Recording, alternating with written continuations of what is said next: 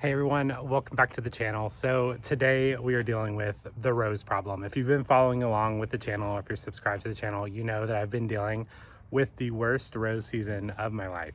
So it's been very boggy, wet, and like cold this spring, which has brought on the black spot.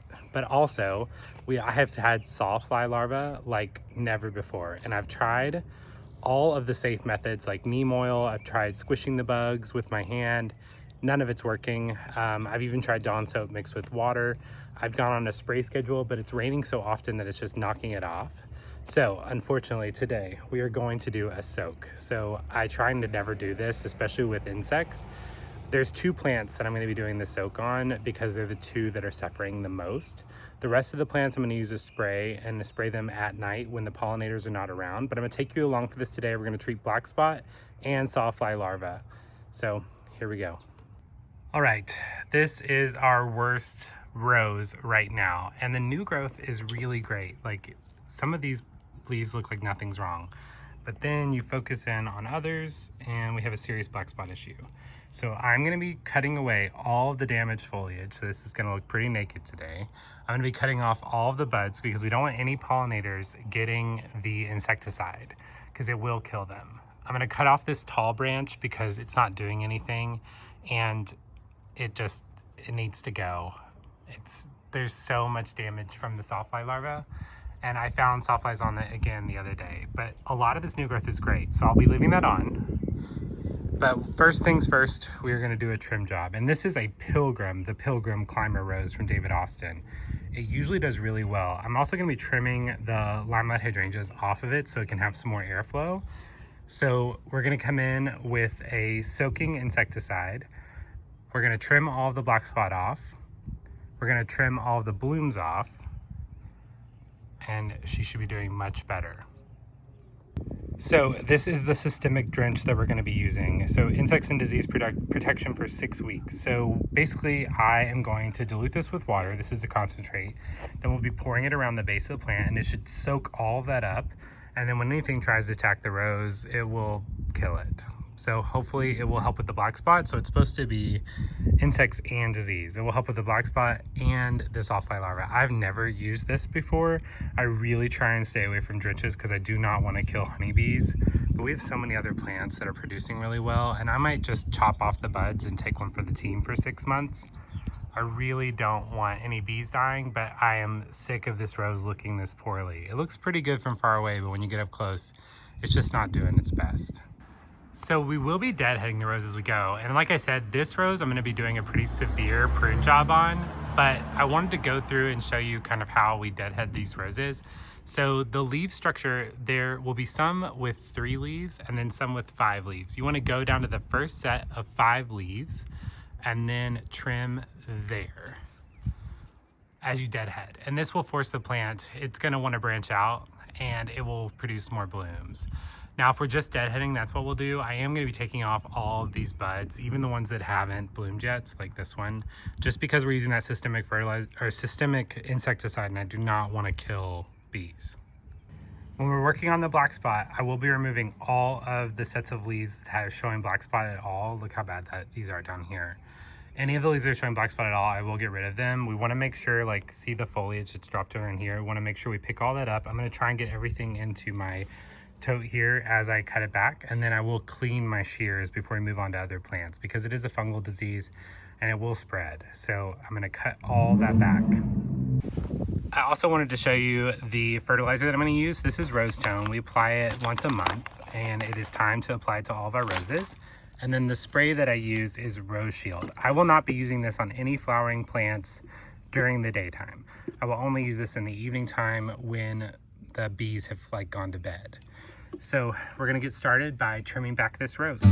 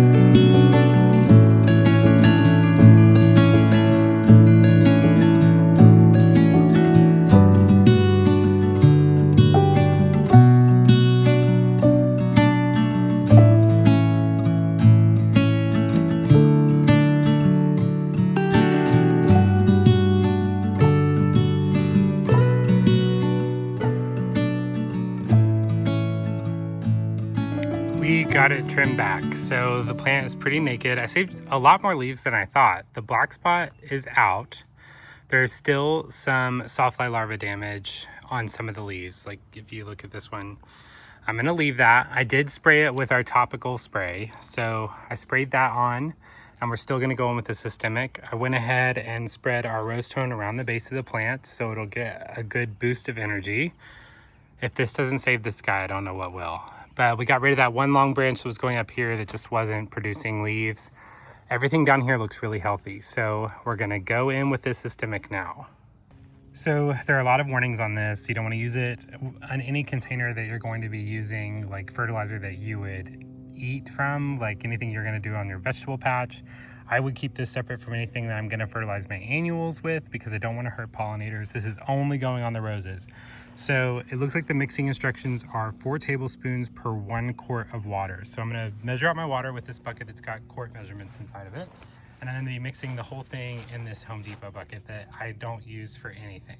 So I'm going to mark this Home Depot bucket for only use with this specific drench. So any systemic drench that I use will be mixed in this bucket.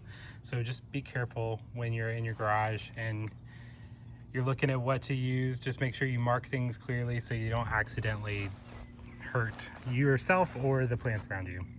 I'm aware of the hate I might get in the comment section for using a systemic drench on my roses, but I promise that I've tried everything, including neem oil and Dawn dish soap, and none of it is working. And I think the Sawfly larva issue is making the black spot issue worse. 2 really bad roses are all I'm using it on. I will bring you along for that journey. I'm trying to be as careful as possible by cutting off all of the blooms so they don't hurt any pollinators. But I get people's argument against using it, but I am going to use it this season, and I will bring you along for that journey and we'll see if it works or not.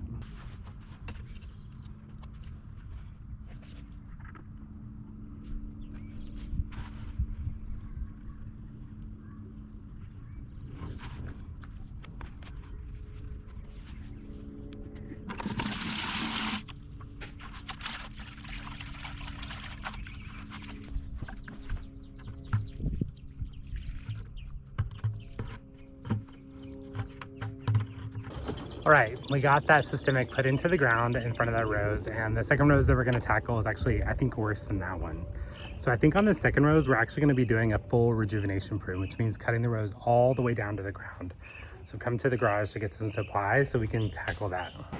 All right, so this is the worst rose that we have, and we've already tried to trim it back pretty far.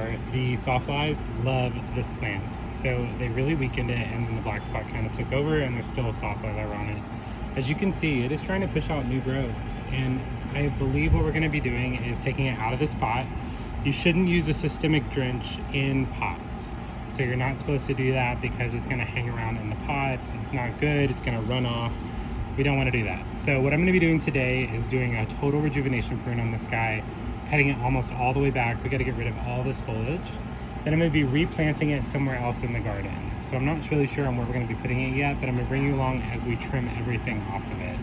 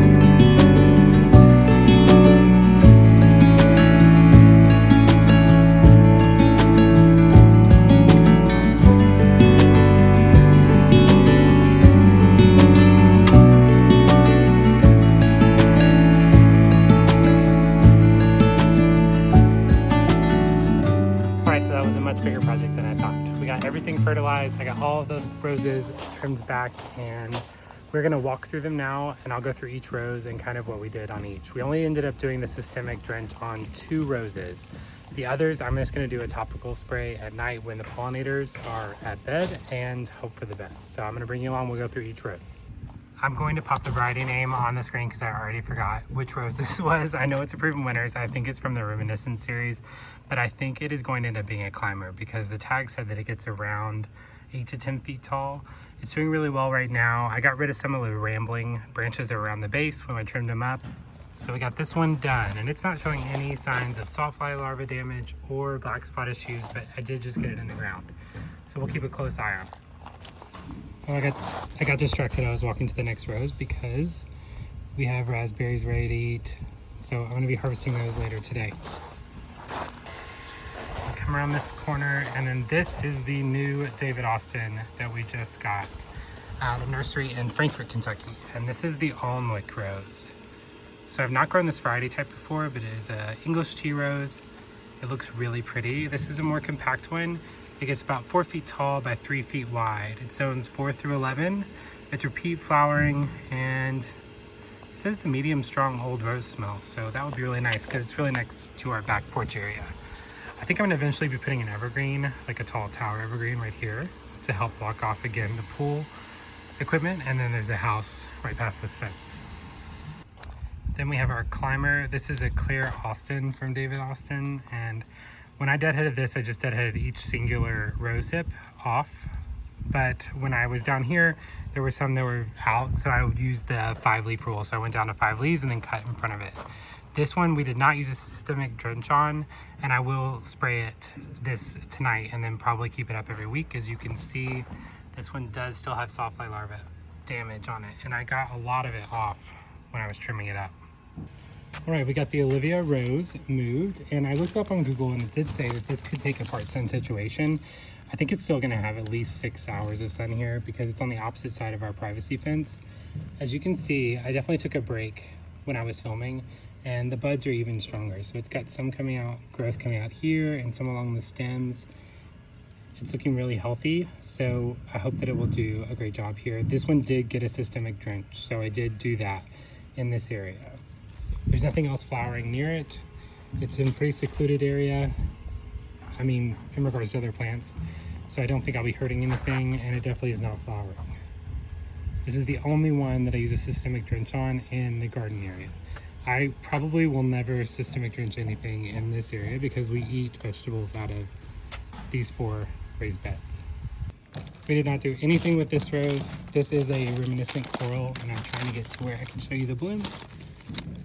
But there's the bloom on it, and it's got huge rose beds, which are the biggest I've seen on a proven winter rose. Again, I'll throw the variety type on screen, but I think this is a Princess Charlotte de Monaco. I got it at Menards for $20, and it looks so healthy. I am gonna keep up spraying this until it blooms, but I love it. And the blooms on it are gorgeous. I think I showed it to you when I planted it. It had a bloom on it, but it's doing a beautiful job in this spot. This one gets about 8 feet tall by about 3 feet wide. And there is no sawfly larva damage on it and no black spot. We have moved from the backyard to the front yard, and these 2 roses have given me so much trouble this season. They were the rose of the year last year for David Austin when they showed at the Chelsea Flower and Garden Show, and it is called the Elizabeth. And I'm really happy that I have one. Okay, let me get where the lighting is better so you can see this bloom.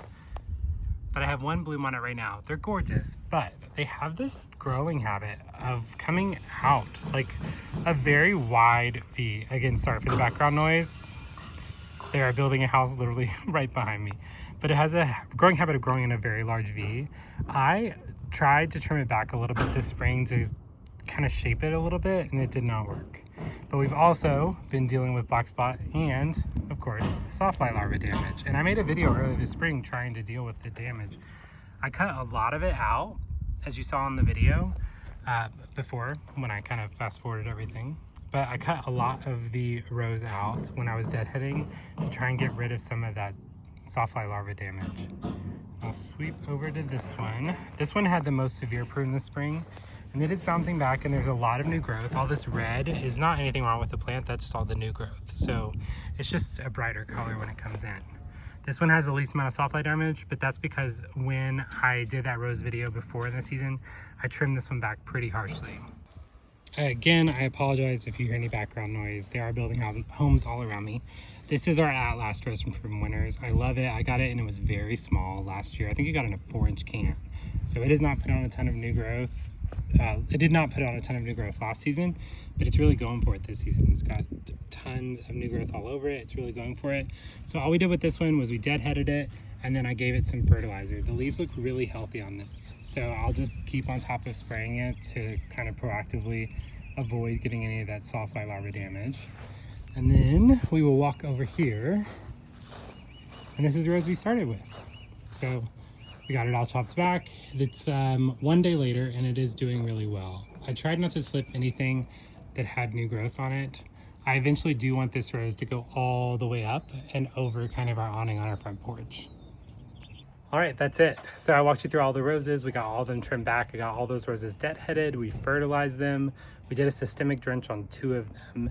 And then in the evening times when the pollinators are away, that's when I will do that topical spray on them. I know some of you guys are gonna hate me in the comments area for the systemic drench and for the topical application, but I can't handle it no more. The Sawfly larva has got to go, and I've tried all the other methods. So I'll bring you along, and in our June garden tour, hopefully you'll see the difference. I'll see you in the next one. Thanks. Bye. Oh, and don't forget to like the video and subscribe to the channel, all that stuff. Okay, now, thanks. Bye.